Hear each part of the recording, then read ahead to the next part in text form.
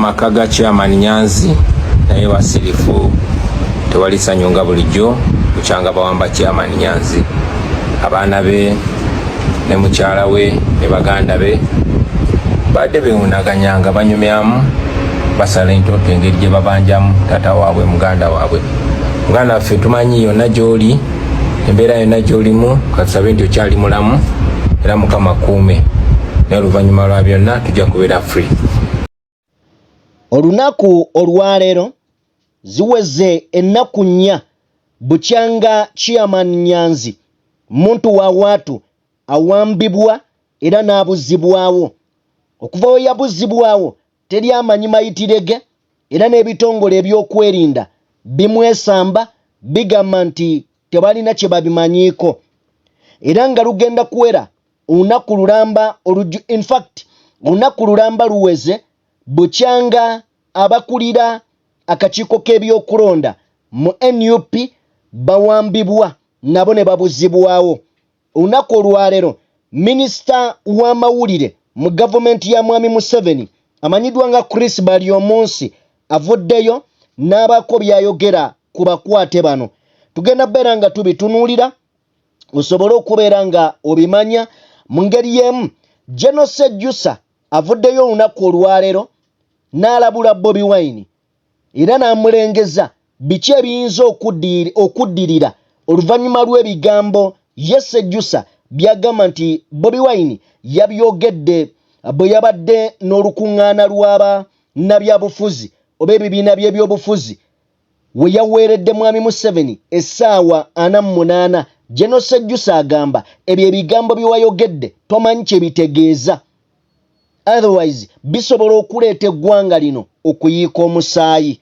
Mu ngeri y'emu njagala beera nga nkutegeeza Alex Luswa Luwembo akiguddeko bw'abadde ku mukutu gw'amawulire ogumu bamuyisizaamu bubi nnyo eggaali wakati nga poliisi egenda maaso n'okwewakana nti temanyi mayitire g'abannakibiina kya NUP okuli chairman Nyanzi n'abakakiiko k'ebyokulonda. His Excellency Bobi Wine avuddeyo n'obukakafu obwa GPS n'abuteekawo n'agamba nti okusinziira ku GPS tulabira ddala nga bano baakwatibwa era emmotoka yaabwe neevugibwa okutuuka mu kifo bwe kiti.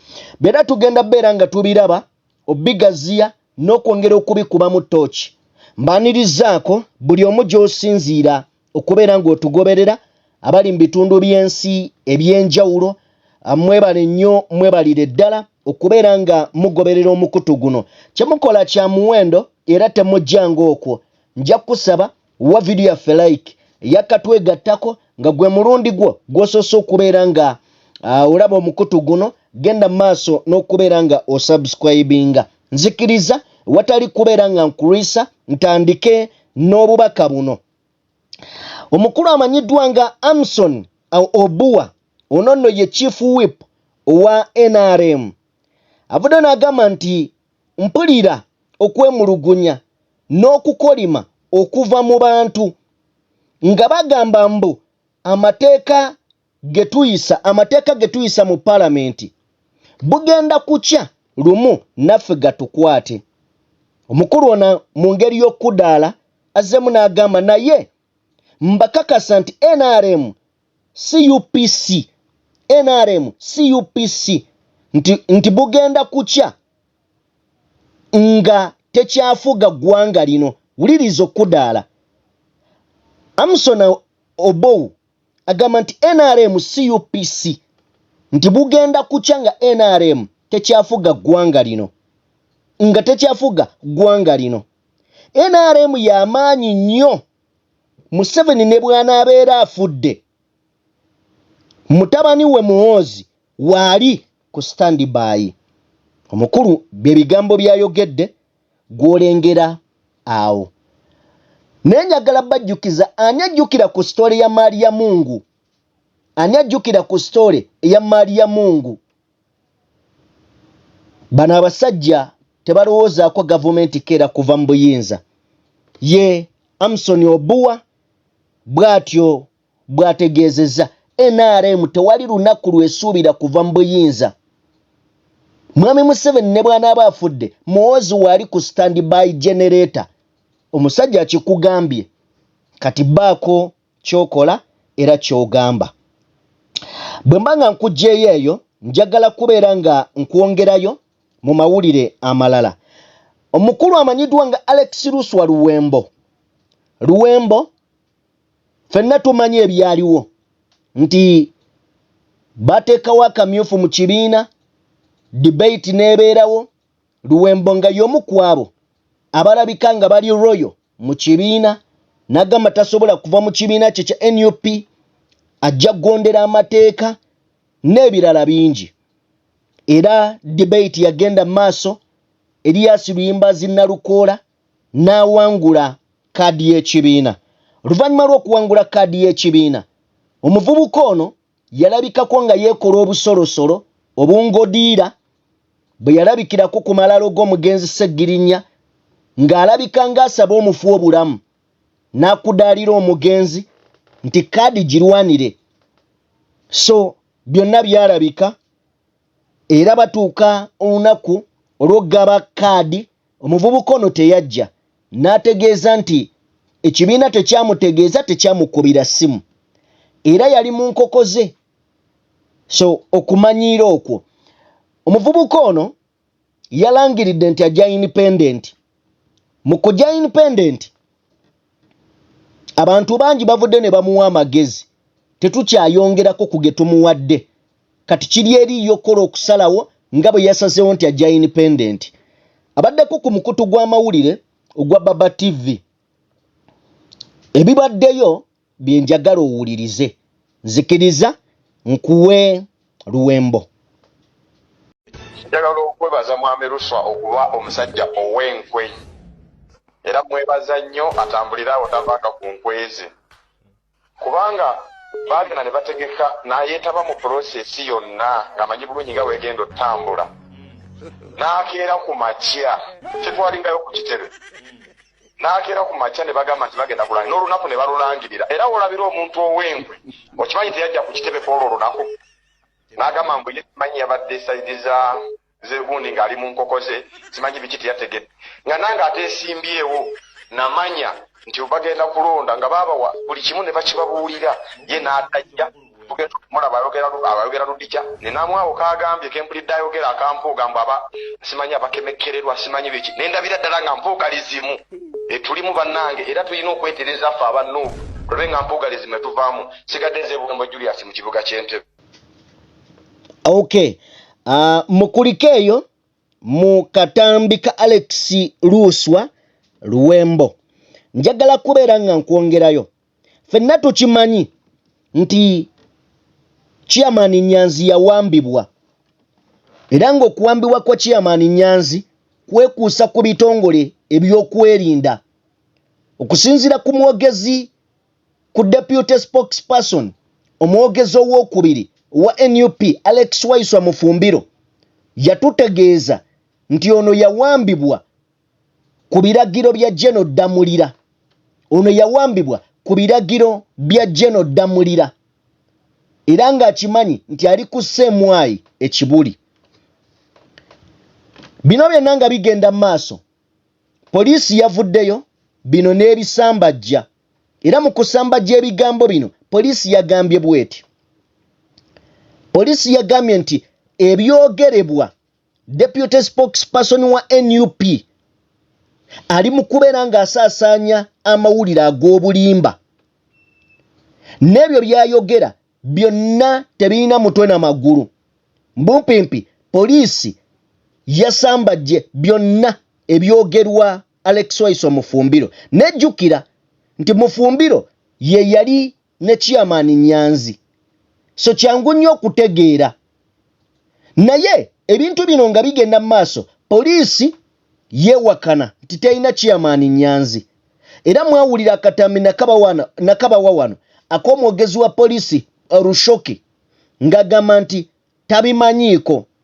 Naye tuweebuuza ekibuuzo kimu. Chairman Nyanzi we baamuwambira waliwo kamera za poliisi. Bino bizze byapeninga.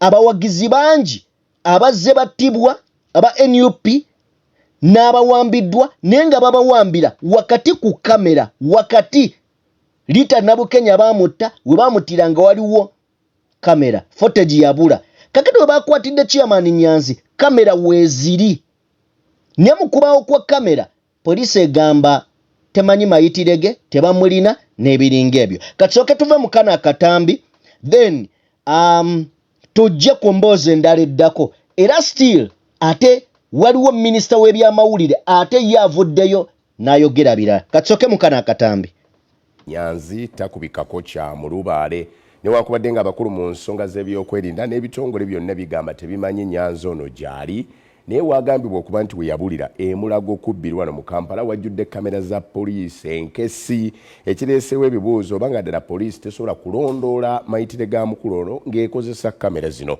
Adam Mayambala ensonga eno agirondodde. Ku bbalaza ya Sabbiiti eno Ssaabakunzi wa NUP Fred Nyanzi kigambibwa yawambibwa nga kyajja atuuke ku masaŋŋanzira g'okubbira emulago embeera amyuka omwogezi w'ekibiina kino Alex Waiswa gy'agamba nti yasimattuka kubanga yalina Nyanzi. Bw'otuuka mu masaŋŋanzira gano butebenkevu bwe bukwaniriza anti amasaŋŋanzira gano gaakaddaabirizibwa era ng'oggyeko ebimuli kamera za poliisi nazo wano ziringa butiko ekitegeeza nti poliisi erina obusobozi obulondoola ebikolebwa wano. Tulina kubuusabuusa kwonna nti bitongole byakwerinda kubanga tukirabye enfunda nnyingi nnyo nga bye beeyisa mu ngeri bwe zityo nga bwe twalaba Bahati owa poliisi yakuba omuntu essasi n'abula ne bagamba nti abuze tetumulaba naye nga wonna wayinza okuba nga ayise waliwo kameras. Wano wenyimiridde ga masaŋŋanzira agamanyiddwa nga kubbiri wagambibwa okubanga we wakwatiddwa Ssaabakunzi wa NUP Fred Nyanzi wabula mu kifo kino mu kubala okutono osobola okusangawo kamera nga 9 okuli ku luguudo luno oludda Gayaza oluguudo Lubombo Road oludda Bwayise wamu ne luno oludda Mulago waliwo kamera mu kifo kyonna eziwera ddala 9 wabula ekyebuuzibwa kamera zino zikola oba tezikola. Kamera ezimu bifaananyi oyinza okugisangawo ng'olaba nti kamera naye nga bifaananyi tezikyakola. Nuweebuuze kye kamera zakola ssente nnyingi zifa zitya. Bannamateeka bano era bagamba ng'oggyeko okutuuka ku buli kitongole eky'ebyokwerinda nga babagamba tebalina Nyanzi bagamba nti balemeseddwa okuwaba omusango gw'omuntu abuze ku poliisi ez'enjawulo. Tugezezzaako okugenda mu buli kifo kye tulowoozezza oba kye tufunyeeko ku mawulire nti ayinza okubeera wano naye omuntu waffe tetunamufuna. Abooluganda bagezezzaako n'okugula omusango ku poliisi ogw'okuwambibwa kw'omuntu waabwe neera nga bwe kikola mu mbeera zonna nga bwe bakola mu misango emirala byonna gyonna gye tulabye gifaanagana bwe kiti. Poliisi kati nayo yakimanyiira nti abawamba abantu bannaabwe era ebiseera ebisinga egaana okugulawo omusango. Ominti Dr. Chris Balyomunsi tewali muntu yenna ayinza kuwambibwa gavumenti n'etamanya ng'aboogerwako bandibanga bali mu mikono gya byakwerinda. Naye waliwo abasazeemu okukyusa ekigambo arrest ng'obakwata mu mateeka ogamba nti ndi abducted ate zibeera arrests. Waliwo nga bano abavubuka abantu ba NUP bakola military parade waliwo ekivubuka kyavaayo nekiyogera ku kamera nti kyo kigenda kugula ejambiya kiteme bonna aba NRM katogo omusango kati ngo bamukwata nawe mugamba bamu abductings. Bakikuta kuwamba okukwata omuntu mu mateeka kirambikiddwa China amateeka gakifuga. Balyomunsi agamba nti ebibuuzo byandibadde ku kiki kye baakoze na wa gye baasibiddwa okusinga okusaasanya zaayise eŋŋambo ez'okuwambibwa. NUP egamba nti abantu baayo abakakwatibwa mu Sabbiiti 2 baweze mu 7 nga kwotadde Nyanzi n'abakakiiko k'ebyokulonda okuli akakulembera Masse Walukamba n'abalala. Ke katambi kakati ebyo ng'omaze obitegeera poliisi yavuddeyo n'esamba gye ebigambo by'omwogezi wa National Unity Platform mbadde nkugambye Alex Waiswa Mufumbiro era nga egamba nti bye yayogera okusinziira ku mukutu ogwasanyuka TV ng'alumiriza nti wiiki eno Chairman Nyanzi yakwatibwa ku kitebe kyabwe ng'ava ku kitebe kyabwe. Poliisi egamba Alex Waiswa Mufumbiro amalenga kunoonyereza nga tannayogera. Kati ebya Alex Waiswa Mufumbiro poliisi egamba nti si bituufu amalenga kola kunoonyereza nga tannaba kubeera ng'ayogera. Wabula poliisi y'emu yavaayo n'etegeeza nga bwetalina Kavuma Jamshid wabula ate oluvannyuma netugenda mu maaso n'okubeera nga tulaba poliisi ya Old Kampala muganda wange ng'ateetadde Jamshid Kawuma ne tugamba ani alimbaani bamuta bamuwa police bond. Kakati wano batugamba nti chairman Nyanzi tebamulina. Era banenyeza ne Alex Waiswa Mufumbiro okwogera ebyensimatu byatayinaako mutwe na magulu. Bw'abanga agenda okwogera asooka amalenga kukola kunoonyereza okumala. Kyokka ng'olwedde tuyinawo abantu betumanyi nti poliisi yabakwata nemala nebayimbula kyokka ng'ebeegaanye. Kakati bw'omala okutegeera ebyo n'ojja wano okusinziira ku gavumenti leero evuddeyo nga bayita mu mukulu amanyiddwa nga Chris Baryomunsi ne bategeeza. Chris Baryomunsi agamba waliwo akatambi saakaleeta wano ne nakalabanga kazunga ku mitimbagano. Akatambi ako kaalimu omuvubuka ng'ayambadde ebyambalo bya NUP ataya ng'agamba babadde babagambye batemeetema abantu. Era nali njogerako oba naani nina gwe nali njogera naye nangamba olaba kati oyo ye bamuleese ayogere ebyo kubanga banoonye we baframingira. Jjukira chairman Nyanzi ye Ssaabakunzi head of mobilization mu NUP era nga mu nnyiriri yalabika nga yaduumira abaana. Kakati kye baakola kwe kuleeta ekivubuka kiri ne kijjambo nze twabadde tusazeewo tutemeetema abantu nga batugambye tubasaleko emitwe. Chris Baryomunsi leero ng'ayogera agambye bw'ati. Bino bye bigambo Chris Baryomunsi byayogedde. They had like a military parade. Then one of the NUP members who were putting on, he was on record saying, because the message is not being released, we are going to get pangas and cut every NRM member. We cut him with a panga. And it's on record. So are you saying a functioning state should just leave you to go with that recklessness? Because the state is there to protect all of us. So the question of abduction, what you are talking of abduction, well, some people have chosen to replace the word arrest with abduction. It's their choice. But those what you are calling abduction those are arrests. Probably what you should demand is that when somebody is arrested, then let him be detained in a gazetted place, let the law be followed, and that person within 48 hours be produced in the court of law, and then be charged. But we are not going to reach a situation where you have people who are untouchable in society when the state is there. Oyo ye mukulu agenda maaso n'okubeera nga annyonnyola nti Bobi Wine bwe yali nga ayogerako eri bannankyukakyuka we yaweera gavumenti nsalesale w'essaawa 48 mbu waliwo abaana abaali beeteeseteese okubeera nga batema mbu ba officials ba gavumenti oba buli wa NRM bamutemeko omutwe. Era omukulu ono akugamba nti mwali mulowooza nti gavumenti ejja baleka bulese etyo. Era ayongedde okubeera nga attaanya n'agamba nti tuwulira abantu mugamba mbu gundi bamuwambye. Mmwe kye muyita okuwamba eyo arrest okukuba kukwatibwa. Basajja ba NRM bano balina ekintu simanyi nga bw'owulidde oli Obua ng'agamba nti temusuubira gavumenti ya NRM okugwa. Museveni ne bw'anaaba afudde mutabani we waali standby generator weeri. Kakati bw'owulira ono ng'ayogera akugirayo ddala ekifaananyi nti weetuli tewali gye tulaga tetuligenda n'ebirala bingi.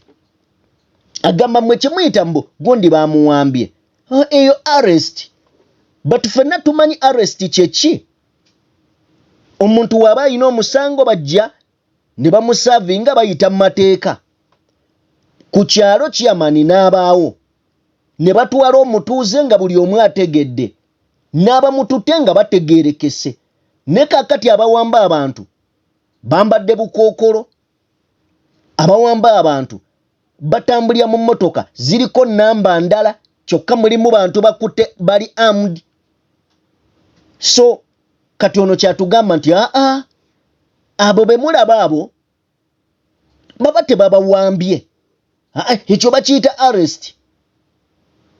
Mutusiriwaza nnyo basajja mmwe ebyaddala mutufudde abantu abatategeera kubanga amateeka kakati mugatunuulira kifuula nnenge. Anyway, byebyo bo beekwasa mbu waabaddewo enteekateeka ey'okubeera nga balumba okutema abantu n'ebikoze bitya byonna nga kisinziira katambi kenkugambye wali emabega. Ekyo kitegeerekeka nti mwakoze omuntu wammwe ajja ayogere bye mwagala mumale mukolereko action eziddako. Naye awo nga nkugjeewo njagala katono nnyo okusooka okubeera nga nkutwalako mu bigambo bya Sejjusa. Oba ndowooza nga tetunnaba kubeera nga tugenda wala katugirewo ddala emboozi eno.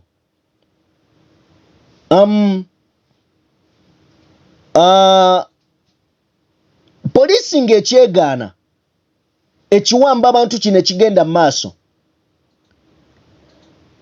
His Excellency Bobi Wine avuddeyo bw'atyo n'ateekayo GPS tracking. Eno Bobi Wine musajja si mwangu nnyo naye.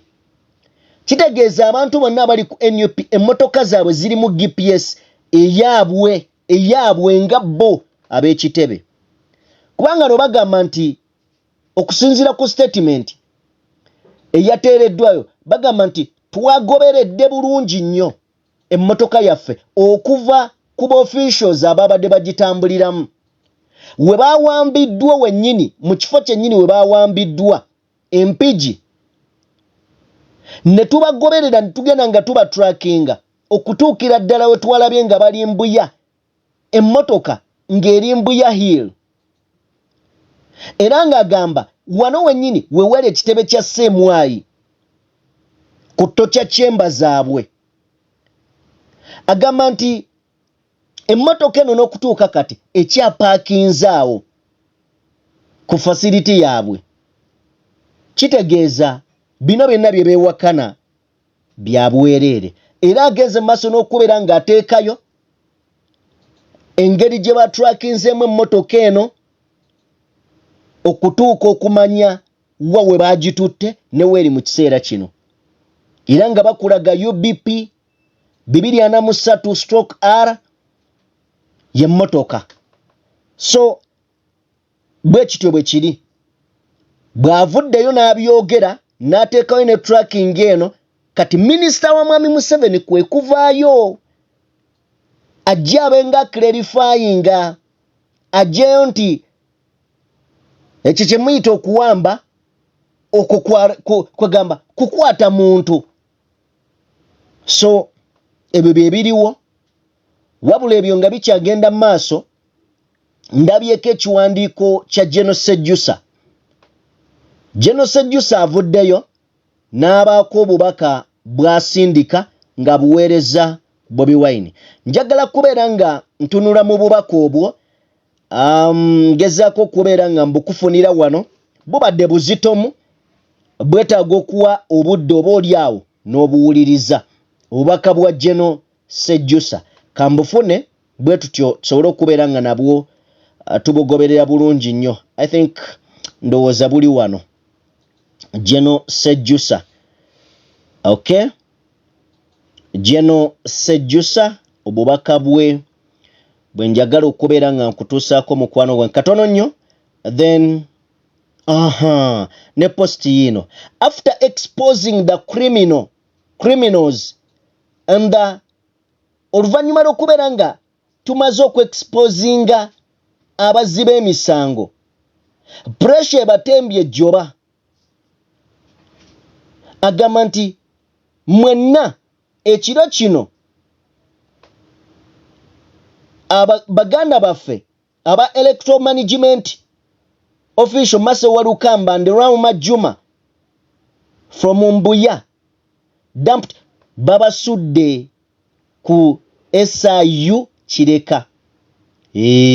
Baba Sudde ku SIU Chireka. From where they were released, they have told us how many were subjected to all manner of threats and intimidation and subjected to interrogation about very ridiculous things. But they are strong. They are all strong spirits. Let's keep the pressure until all political prisoners are out and until Uganda is free. Wakati nga nkole emboozi eno, breaking news eze bano basuuliddwa Ekireka era gye bateereddwa. Mbadde mazo kigamba wali emabega nti oluvannyuma lwa Bobi Wine okubeera nga gyeyo tracking n'alaga butya bwe baabawamba ne tracking ng'eraga buwa we bali bamaze ne babasesema. Kino kye mbadde ntegeeza nti Bobi Wine musajja mugezi, kitegeeza buli ali ku NUP memba oba ku bakulu emmotoka ye eri mu track y'ekibiina ya party. Kati bwe bakitegedde badduse bunnambire kawungeezi kano Minister Rafael Majezi, Chris Baryomunsi rather ne bajja ne bateekawo ekiboozi oluvannyuma lw'okubeera nga abeexposinze n'alaga wa abantu abatuufu we bali. Kati we tuwogerera bano bateereddwa era nga atugambye nti Maso Walukamba ne banne Rauma Juma bateereddwa okuva ku CMI DIC DS ne basuulibwa ku SIU Kireka from where they were released. Bateereddwa era batugambye nti butya bwe bakwatibwa, butya bwe bayisiddwa, okutiisibwa okwegamba okubuuzibwa kajojijoji w'ebibuuzo n'ebintu ebirala ebitagambika bingi, naye bagamba bakyali bagumu n'okukirawo. So embeera bwetyo mbadde nkyakukolera emboozi eno ate ka breaking news ne kajja nga nteekeddwa okubeera nga nkayisaawo, then kati katuddeyo ku mboozi eya munnamagye General Sejjusa gwe njagala okubeera nga nkuwa ku bigambo bye byatugambye oba byagambye bannayuganda. Wuliriza. Bobi Wine bwe yali nga agenda mu maaso n'okubeera nga addressinga abakulembeze ku ludda oluvuganya gavumenti omwali FDC Justice for Forum ne Jema Alliance for National Transformation ne NUP.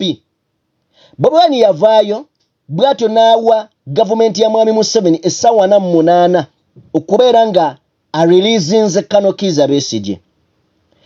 Yagenda maaso n'okubeera nga alabula Mwami Museveni nti singa tebareleasinga ba political prisoner bajja kubeera nga bakifeesinga mu mbeera etali ya bulijjo.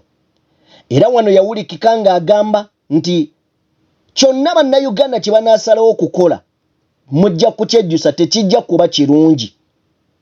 Gavumenti wakati mu paniki ewunzise ewambye abantu, ewambye abaana ba NUP, abamu ku bakulembeze n'ebiringa ebyo. Now, General Sejjusa nga mu kiseera kino yawummula Veteran Bush War, former intelligence chief, avuddeyo n'agamba nti Bobi Wine obukodyo bwaleese buyinza okuba nga bukola naye bugenda kuteeka bannayuganda bangi mu matigga. Ng'ayita ku kibanja kye ekya X, Sejjusa agenze maaso n'okubeera nga agamba nti eno move egenda kuteeka obulamu bw'abantu bungi mu matigga.